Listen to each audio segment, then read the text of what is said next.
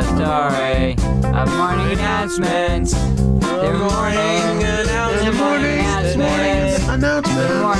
The morning announcements. The morning announcements. And they're the morning announcements. The morning announcements. They're the morning announcements. They're the morning. They're the morning announcements. They're announcements in the morning.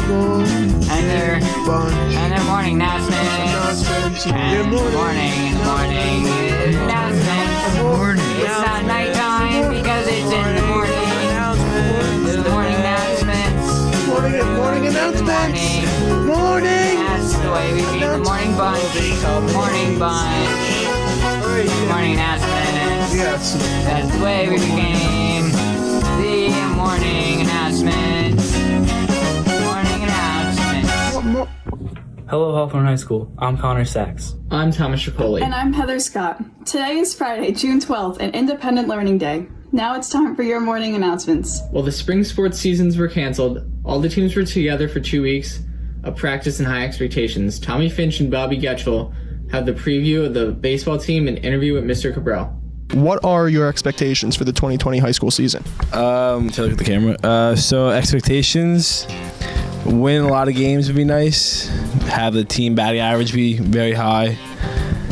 Not many team errors. And personally, can I put personal? I'd like to hit at least another home run in my career. I hit one last year. What are your expectations for the people playing behind you when you're up on the mound? Just for everyone to do their job and just be fundamental and don't be the hero and do your job. And do you expect anything to come out of this season personally for you? I'd like an all-county, first team all-county. Nick Acosta is the star starting pitcher this year for Hawthorne High School. And now we're going to talk to Mr. Cabral, a former star pitcher for Hawthorne. So my first question for you, to start it all off, what was it like playing for Hawthorne when you were in high school? So when I was in high school, I played for Hawthorne, and I had a really good experience. As a freshman, I was lucky enough to get called up to the varsity, and they actually won the county championship that year. And the upperclassmen on the team were awesome and really kind of looked after the underclassmen and helped kind of bring you up in a good culture. So that made you want to do the same for the people that were going to be underneath you later when you're a sophomore, junior, and a senior. So, question 2. When did you decide to go to Rutgers, and what was the process like getting in and meeting this new team? It's a great question. So I wasn't exactly sure where I wanted to go. I had checked out a couple of different schools, and something that a lot of people don't know is that Rutgers actually has 3 campuses, right? So there's Rutgers New Brunswick is the main one that everybody knows. It's the big school, Division I, and then there's Rutgers Camden and Rutgers Newark. And those are both Division III. They play against a lot of local schools like William Patterson, Montclair, and I was recruited by Rutgers Newark. Okay. I wasn't really sure where I wanted to go, but I knew they had a good criminal justice program. That was something I was interested in. And I saw that they had a lot of upperclassmen, a lot of seniors and juniors that were pitchers. So I felt like people were going to be kind of moving out. And I was the primary thing I wanted to do in college was pitching. So I felt like I probably had a good chance to get some time there.